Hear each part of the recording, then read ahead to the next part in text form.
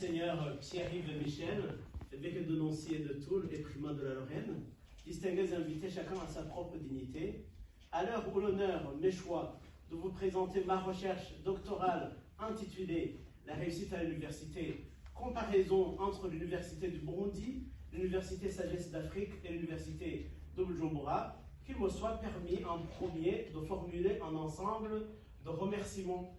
L'expression de ma reconnaissance va tout d'abord à votre endroit car vous avez pris un temps que je sais précieux pour la lecture et l'évaluation de cette recherche. Il en est de même pour la présence de Monseigneur Pierre-Yves Michel. Ma reconnaissance va ensuite à ma directrice de thèse et à messieurs de Quetel qui m'ont guidé dans mon travail tant sur la méthode que sur le fond. Leur grande disponibilité, la justesse de leurs remarques et critiques toujours bienveillantes m'ont permis d'avancer sans jamais renoncer. Un grand merci pour Madame Younes et Monsieur Lafont, les rapporteurs de cette thèse.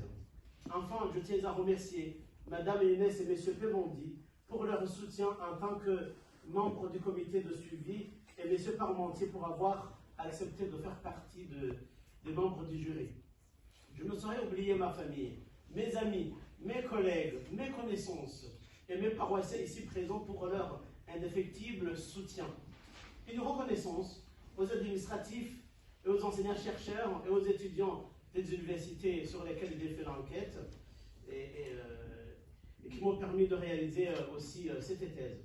La recherche est soumise à votre examen en temps rendre compte parmi tant d'autres 4 objectifs.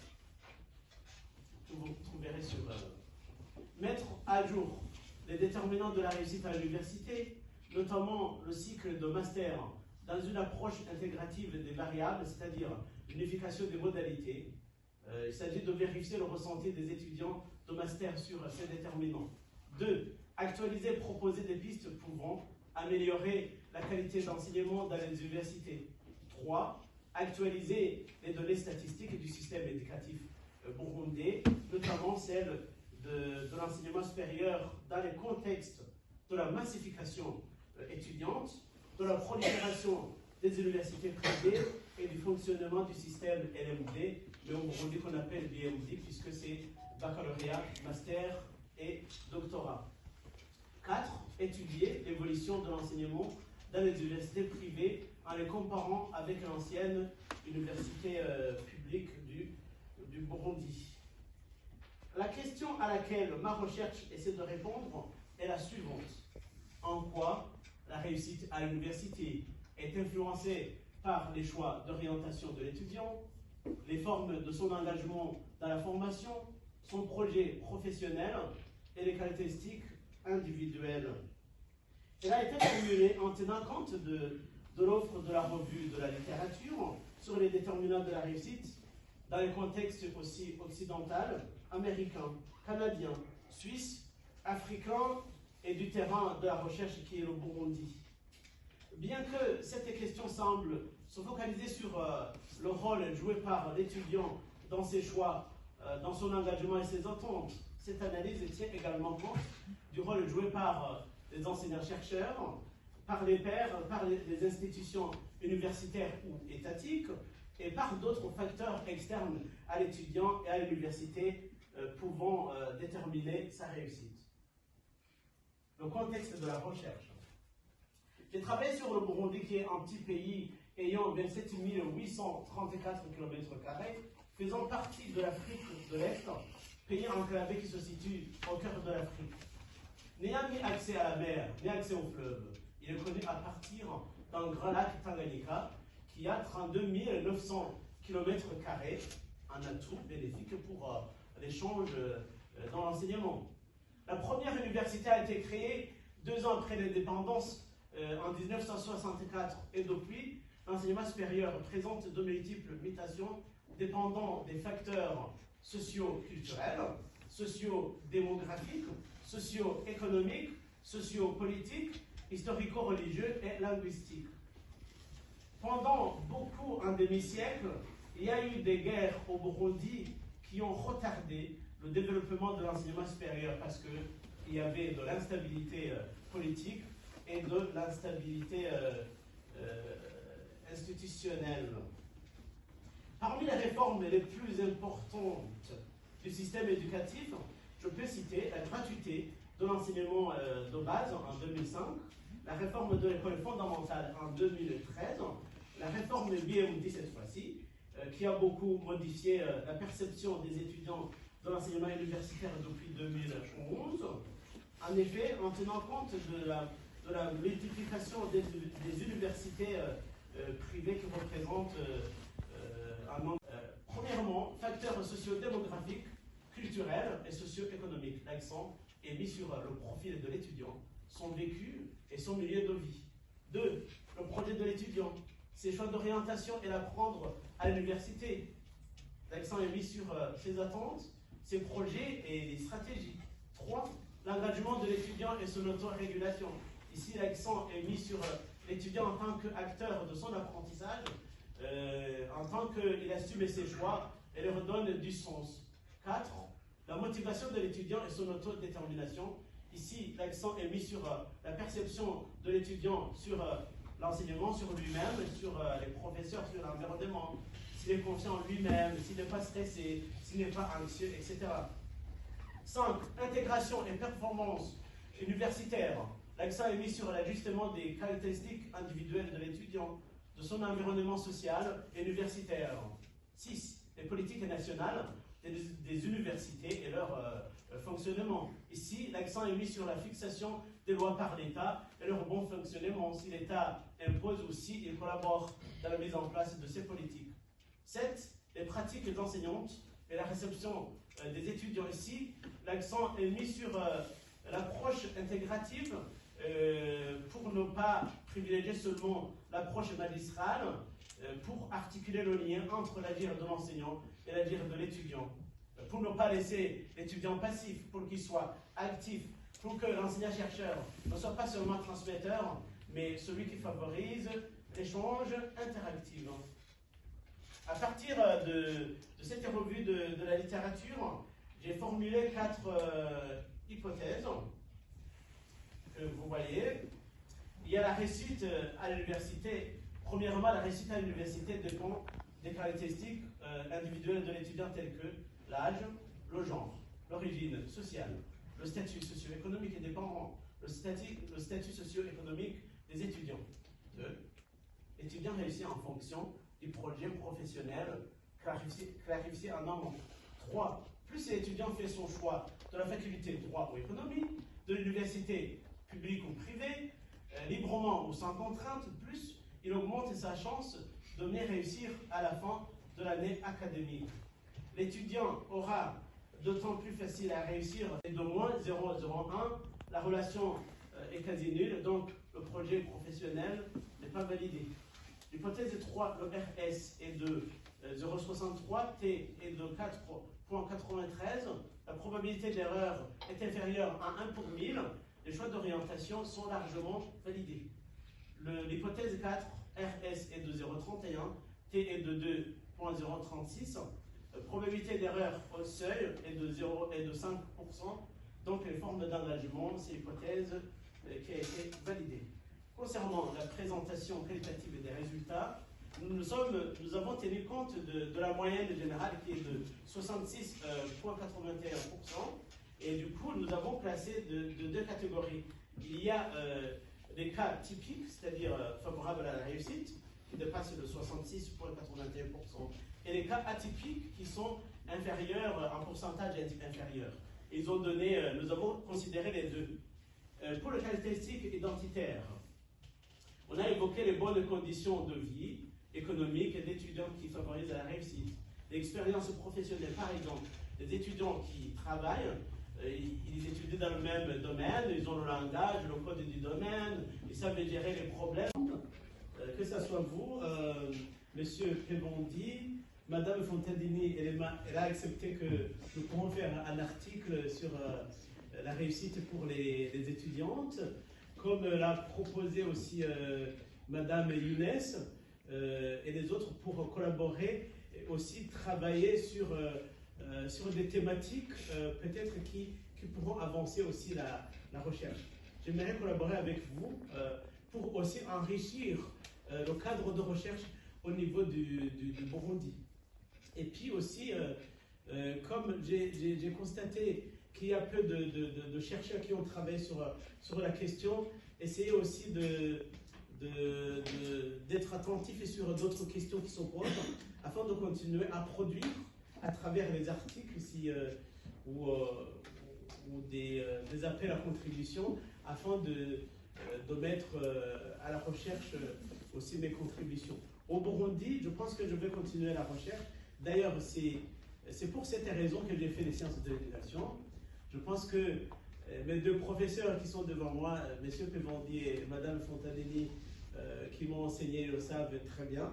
Au départ, je ne savais pas pourquoi je fais les sciences de l'éducation. Je pensais que c'était dans le cadre de la pastorale, mais par après, quand ils m'ont initié à la recherche, qui est différente à la recherche en théologie, effectivement, je connais la recherche en théologie, je me suis dit que c'était un plus pour moi, pour pouvoir contribuer au savoir scientifique. J'aimerais continuer à faire des recherches en collaboration avec les autres chercheurs burundais, qui sont au Burundi ou ailleurs, et avec vous aussi, parce que j'ai trouvé que la comparaison me référait sur les recherches qui ont été menées ailleurs.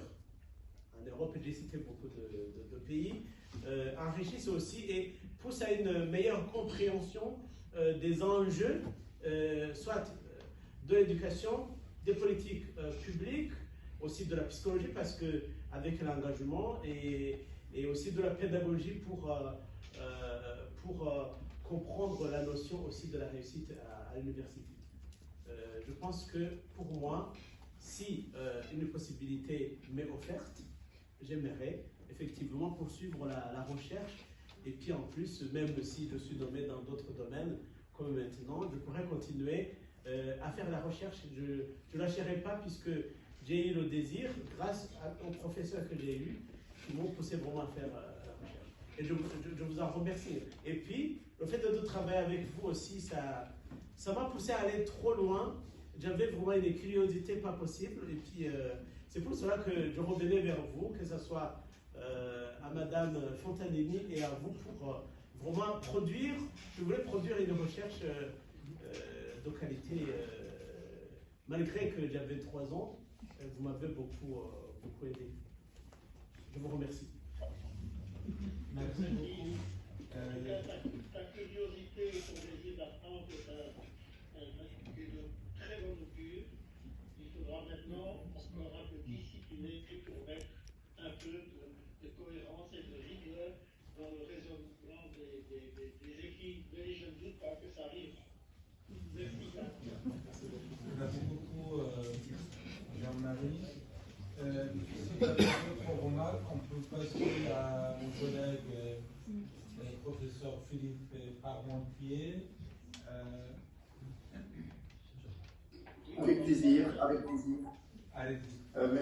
Merci à vous, Monsieur Pévandi, et je suis d'ailleurs tout heureux de vous saluer au passage, parce que j'ai entendu tout ce que Jean-Marie a dit, et puis j'ai eu l'occasion de vous lire aussi à plusieurs occasions, et donc je vous salue très chaleureusement. Mais évidemment, nous ne sommes pas là pour vous, mais pour notre collègue. Et je peux me permettre de l'appeler Jonathan, si vous me permettez, Jonathan, parce que nous avons un point commun que vous ne connaissez pas, c'est notre... Voilà, ce que nous devons à Jean-Marie de Quetel qui vient de s'exprimer, puisque moi-même, il y a 35 ans, j'ai eu la chance de bénéficier de son encadrement pour ma propre thèse. Et voilà, je pense que nous sommes confrères, en tout cas par rapport à ça. Je voudrais d'abord vous remercier. Alors, j'ai 28 commentaires. J'ai bien compris que je n'aurais peut-être pas l'espace temporel pour tout donner. Il donne le plan, oui, et puis aussi donner les critères d'évaluation. Or, ça fait partie de l'alignement pédagogique, et les étudiants devraient le savoir. Je pense par rapport à la méthodologie mixte. Parce que vous avez considéré un 2 minutes. Ah oui. Non. 2 minutes. Je voulais dire un mot par rapport à la pédagogie, si vous permettez, pédagogie, à la méthodologie mixte. Par rapport à la méthodologie mixte, moi je me suis dit, j'ai 2 variables, la réussite et les niveaux. En fait, j'ai fait le choix parce que j'avais des niveaux de réussite. Si je travaillais sur tout le parcours, j'allais faire comme M. Pévandi, que je cite effectivement, qui a travaillé sur le parcours. et utiliser la méthodologie qualitative et l'approche longitudinale, par exemple. Mais là, je ne pouvais pas.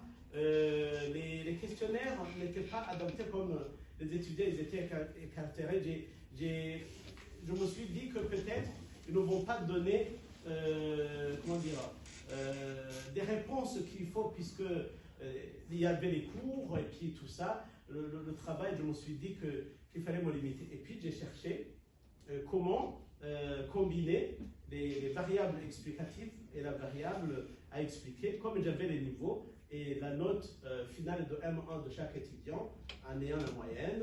J'ai essayé de chercher ceux qui ont travaillé sur cette méthode que je ne connaissais pas avant.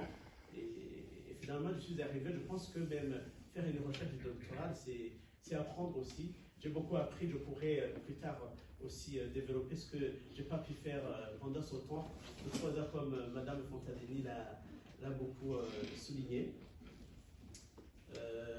Et puis le matériau que j'ai, vraiment, c'est très important. Et puis le concept d'Ugufashanya, j'explique et je finis par là. Je pense que j'aurai répondu à toutes vos questions peut-être. Donc l'Ugufashanya, ça veut dire quoi? Ça veut dire les étudiants à la fin de chaque examen. Ils se rassemblent ensemble autour d'un verre, évidemment. Ça, c'est le Burundi.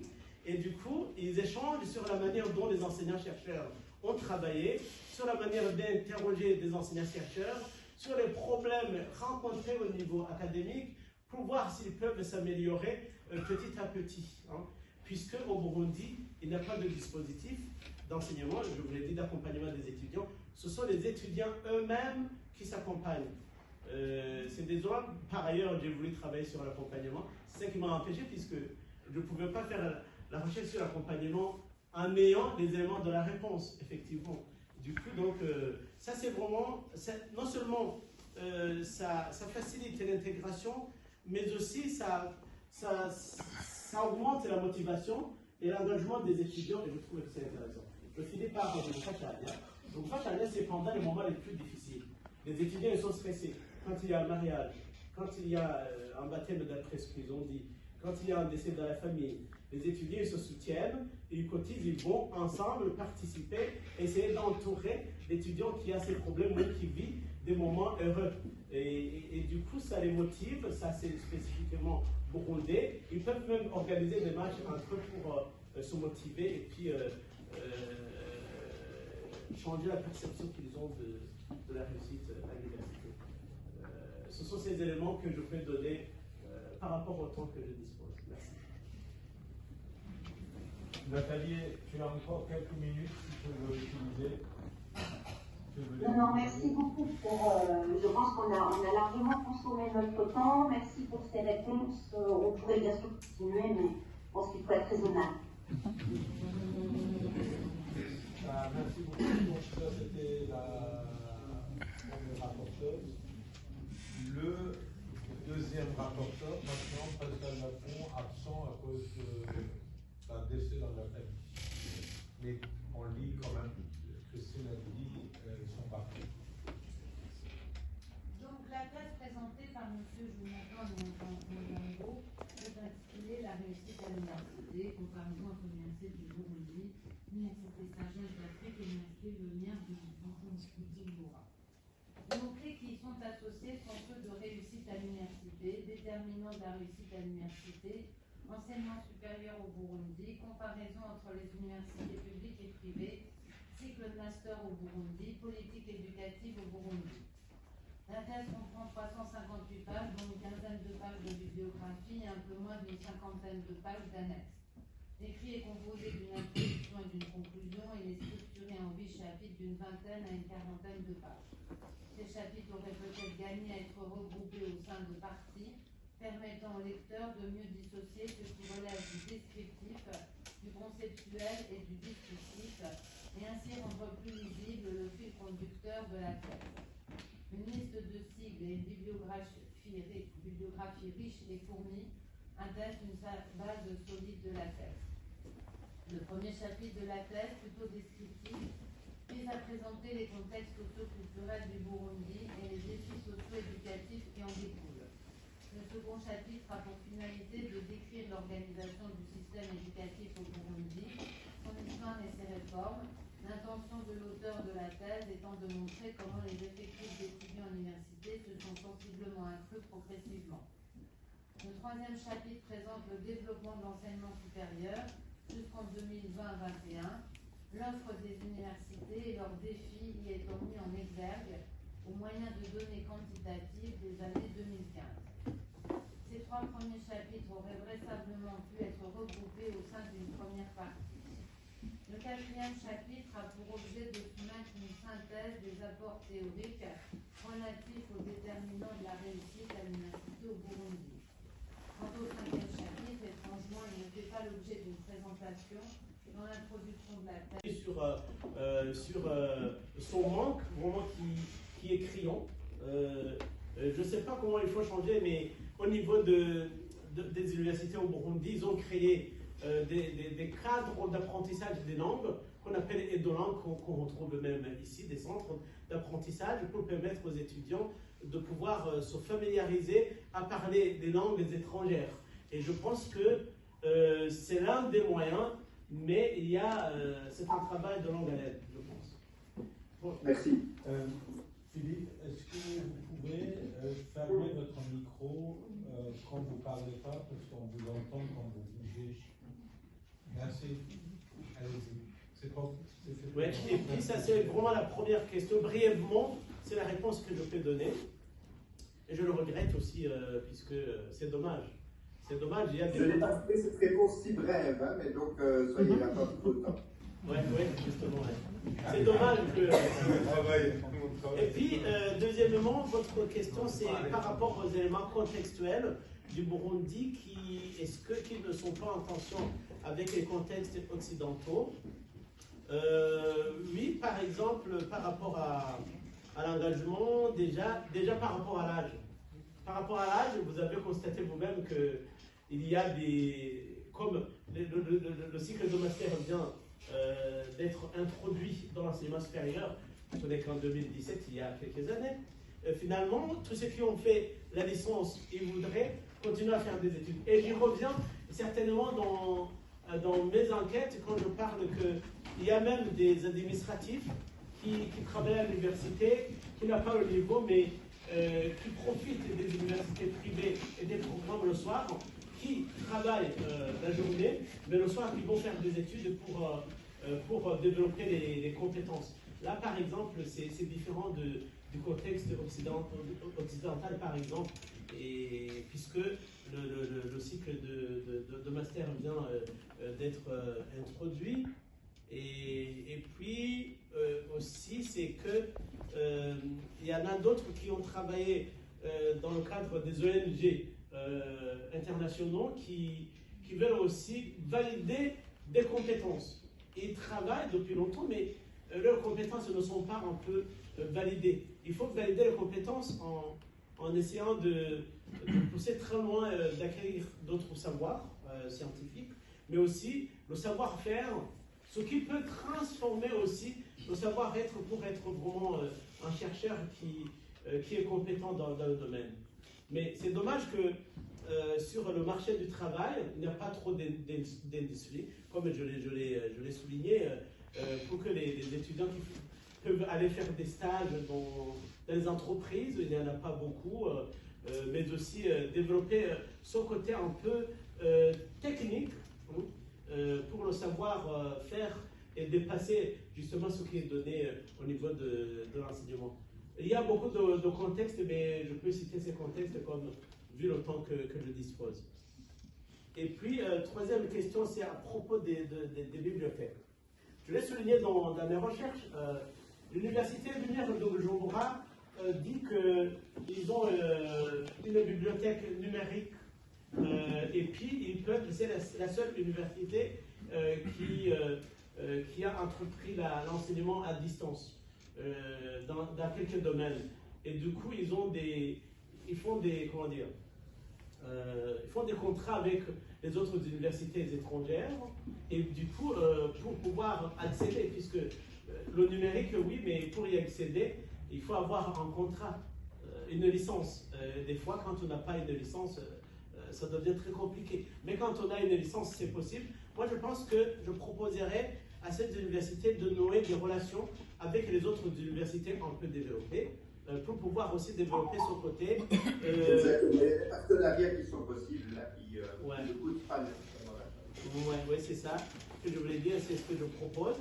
Et puis je verrai en doctorant à Paris qui travaille sur le numérique, il y en a deux que je connais, deux Burundais, je verrai les résultats de leurs recherches, comme ça nous pourrons discuter et faire des propositions concrètes, je pense. Et puis, à propos des inégalités de genre, oui, c'est vrai pourquoi, parce qu'il y a très peu de femmes, surtout à l'Université du Burundi, parce que il y a des mariages précoces, le mariage précoce, il y a des facteurs sociaux, culturels, qui sont liés même à des mentalités qui empêchent les femmes à faire de longues études. Parce qu'ils se précipitent d'aller se marier, parce que sinon ils sont mal vus au niveau de la société. Il y a un certain âge, on leur dit, mais comment vous ne vous mariez pas? Du coup, ils ne préfèrent pas faire de longues études, parce qu'en faisant de longues études, ils vont se marier plus tard avec, vous savez, l'écart entre le nombre d'hommes et de femmes au niveau général. Il y a un petit écart pour trouver un homme. Pour elle, c'est compliqué. Et deuxième chose, c'est qu'il y en a qui n'y accèdent pas, qui n'y arrivent pas, parce que il y a quand même des grossesses un peu non désirées, qu'on remarque ici et là, c'est aussi un facteur. Et puis, les dames, comme quand elles sont enceintes, n'arrivent pas justement à faire certaines activités qui demandent assez d'énergie, assez de force. Il y en a certainement qui sont dans des filières où on travaille dans les bureaux. Il y a beaucoup la masse des femmes, par exemple, en psychologie, en sciences humaines et sociales. Il y en a une masse surtout dans les universités privées, alors que dans le secteur professionnel et technologique, il y a même des filières où il n'y a aucune fille, et je le montre même dans ma thèse. Je pense que je propose qu'il y ait un changement de mentalité, qui est vraiment très important. S'il y a un changement de mentalité, et moi d'ailleurs, quand je voulais travailler, et j'aimerais travailler sur ça, pour pousser ces femmes de faire de longues études, et quand je faisais des interviews à mesure, il suffit qu'il y ait une sensibilisation, et c'est notre rôle, je pense. Le rôle des chercheurs. C'est un travail de longue haleine, vous l'avez souligné, je pense que c'est un travail à conduire sur deux générations surtout, et la persévérance est très, très importante à ce niveau-là. Et le déplacement de la conceptualisation de la notion de réussite d'analyse, vous avez trouvé, c'était pour alléger le texte, mais sinon ça pouvait être, par exemple, selon moi, ça pouvait être un moyen peut-être de pouvoir l'amener juste après la revue de la littérature pour culturelle avec ça, en montrant que par rapport aux différents déterminants de la réussite, et qu'on fait une synthèse, et du coup ça permettrait aussi de l'annexer avec le petit point sur la question de la recherche et la détermination des hypothèses. Mais de toute façon, nous l'avons fait parce que c'était en collaboration, dans une entente avec ma direction de mettre là, parce qu'on supposait que les chercheurs sont censés aussi connaître ces enjeux, et que, comme je leur envoie, qu'ils puissent aller lire et puis voir. Mais moi, j'aimerais aussi faire une synthèse en jour dans une publication pour aussi y revenir un tout petit peu pour faire cette synthèse. Je continue. L'échantillonnage. Ouais. Par rapport à l'échantillonnage, je vous ai dit que pendant la période de l'observation et de l'exploration, il y a le travail qui leur permet de s'intégrer, parce qu'ils connaissent les codes, je l'ai dit, ils ont le langage, ou bien ils ont résolu même des problèmes particuliers dans le domaine, et ils sont un peu intégrés. On ne peut pas, au deuxième cycle d'enseignement supérieur, c'est difficile vraiment de parler de l'intégration comme telle, dire qu'ils ne sont pas intégrés. Aussi, pour les choix des filières, ils ont des attentes, des projets, parce que soit ils veulent être efficaces sur leur travail, et d'autres parce qu'ils veulent, disons, s'insérer sur le marché du travail dans tel domaine. ou bien parce qu'ils veulent développer des compétences et des savoirs dans le domaine, ou bien parce qu'ils veulent créer une entreprise, etc. Tout ça, ça faisait partie des éléments qui expliquent vraiment l'intégration au niveau social et au niveau académique. C'est facile parce que ces universités se rapprochent en fait. Il y a moyen de communiquer entre les étudiants.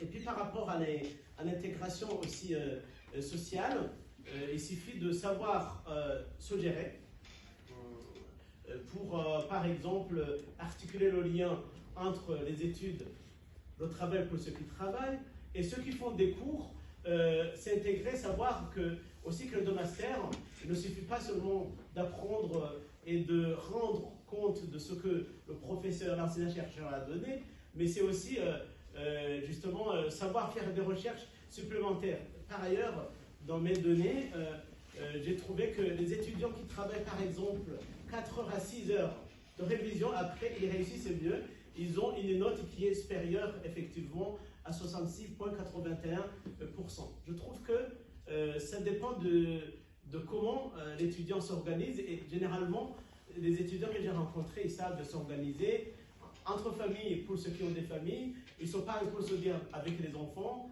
maintenant je commence les études, et ils disent aux amis, ne me cherchez pas le soir puisque je vais faire des études, et du coup finalement c'est ça l'intégration. Tout ça, ça a l'air un peu de soi, c'est pour cela que je n'ai pas posé cette hypothèse qui pouvait être pertinente aussi, hein, effectivement. Peut-être dans les recherches futures, je pourrais y faire allusion pour enrichir cette recherche que j'ai menée. Et puis, deuxièmement, par rapport au contexte, oui, par rapport au contexte, j'ai été aussi limité par le fait que entre les universités privées, il y a beaucoup de similarités, et ça revient, c'est beaucoup de similarités. La différence qu'il y a, j'ai été étonné avec les résultats, c'est entre l'université publique et les universités privées au niveau du fonctionnement et au niveau de l'équipement. Je donne des exemples sur quelques points. Par exemple, par rapport à la bibliothèque. Par rapport à la bibliothèque, l'université SADES d'Afrique dit qu'elle a la bibliothèque, mais les étudiants ils ont dit qu'ils n'ont pas vu de bibliothèque et personne ne leur avait montré la bibliothèque. Comment faire une recherche si on n'a pas de bibliothèque, même si ces universités ne sont pas très distancées? Les étudiants peuvent aller faire des recherches, et d'ailleurs c'est la solution pour les étudiants déterminés, ils allaient faire des recherches à la bibliothèque de l'université du Burundi et à la bibliothèque de l'école doctorale qui est au Burundi, ils sont rangés, les étudiants qui sont très motivés. Je trouve que bon, c'est différent. Et puis aussi, l'université Lumière de Bujumbura n'a pas assez de bibliothèques, mais quand même, ils ont une bibliothèque par rapport. Aussi, sur la question des enseignants-chercheurs.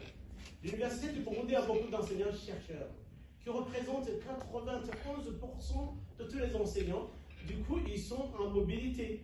C'est-à-dire, à temps plein la journée, ils sont dans l'université publique du Burundi, et du coup, le soir, ils vont enseigner ici et là. Donc, ils sont un peu écartés entre les universités, ce qui dérange parce que les étudiants aussi, ils ont exprimé ça, disant que ça les dérange et qu'ils peuvent leur pousser de ne pas aller très loin au niveau de ce qui est exigé, avec même le nombre de copies comme le dit Daïsara, je l'ai cité, qu'ils ont à corriger. Tout ça, ce sont des contextes qui sont liés à ça, et puis les évaluations.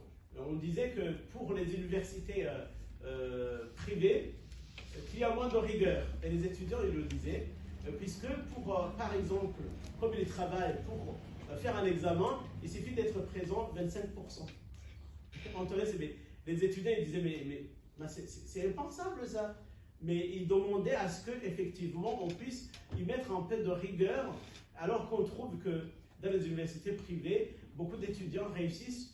Ils ont des pourcentages un peu élevés par rapport à l'université du Burundi, et du coup les universitaires, les étudiants de l'université du Burundi disent que les professeurs, comme ils sont à temps plein, ils sont trop exigeants par rapport à ça au niveau des évaluations. Et puis il y a l'alignement pédagogique, ça fait partie des pistes que je pourrais développer dans mes recherches futures, dans les articles.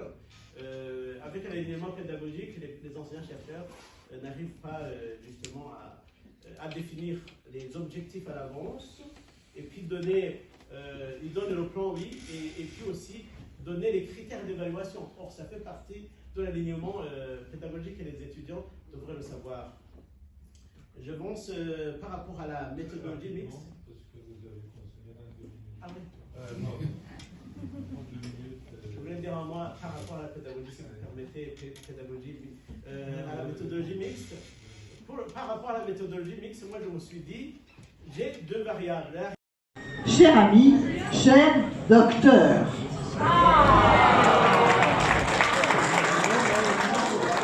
au nom de la paroisse et en mon nom personnel, reçois toutes nos félicitations pour ce travail et cette soutenance devant un public nombreux. Ce fut un long travail intellectuel qui témoigne d'une dose de persévérance et de détermination. Tu as le sens du contact et tu aimes instruire, guider, chercher. Enseigner aussi, en témoigne la vitalité du groupe Théobase, des jeunes pros et étudiants sur notre paroisse. Que ce diplôme, qui s'ajoute au précédent, soit utile dans ton ministère en Lorraine et dans ton pays lorsque tu retourneras au Burundi. Tu as écrit cette thèse en parallèle à tes charges de curé. Tes moments de rédaction et de recherche ont été bien souvent interrompus.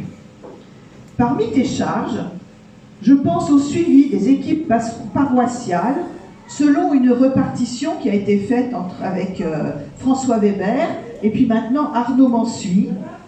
Parmi tes réalisations, il faut rappeler la création de la chapelle dès ton arrivée, qui est utilisée pour les messes en semaine. Et plus récemment, la création du lieu de dévotion qui vient embellir la basilique et offre aux personnes qui souhaitent se recueillir un bel endroit propice à la prière. Ce fut des réussites. Les paroissiens témoignent que les célébrations continuent à être de qualité. Ton caractère joyeux et sympathique sont très appréciés. Il faut aussi rappeler que pendant les moments de rédaction, tu as été souvent interrompu par des événements inattendus, parfois épiques. Donc je vais en citer 3. Un premier, le vol de la statue. C'était la statue de la Vierge dans la crèche. Te conduit à faire connaissance du commissariat Saint-Léon, dont tu t'es fait un copain au commissariat. Enfin, tu as réussi. Et la reconnaissance du voleur à travers la vidéosurveillance. Deuxième vol, t'invite à faire un suivi discret du voleur repéré tout en téléphonant à la police, utilisant des techniques assimilées pendant ton service militaire, jusqu'à l'arrestation du voleur. On pourrait en faire un film, Jonathan, curé détective. Des moments plus graves et moralement lourds, l'installation des SDF au pied des salles de réunion, troublant le chemin des collégiens et des étudiants. Ça, c'était pas très facile à gérer. Ensuite, on a le squat et les incendies, tu auras tout connu, quoi. Hein. Le squat et les incendies des bâtiments de Saint-Paul aux provinces, qui continuent d'ailleurs, et pour lesquels nous espérons une issue. Alors, je ne vais pas en dire plus. Jonathan, on t'aime bien, on te félicite pour ta thèse, et aussi pour qui tu es. Bravo, Jonathan.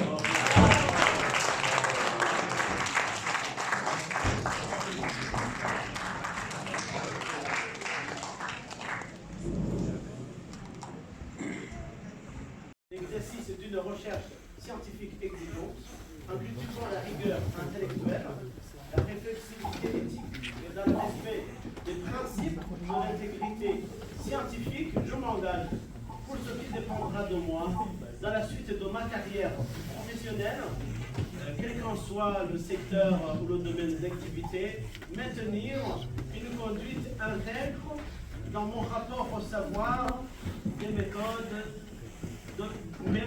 et mes résultats. Vous voyez les méthodes, Ouais.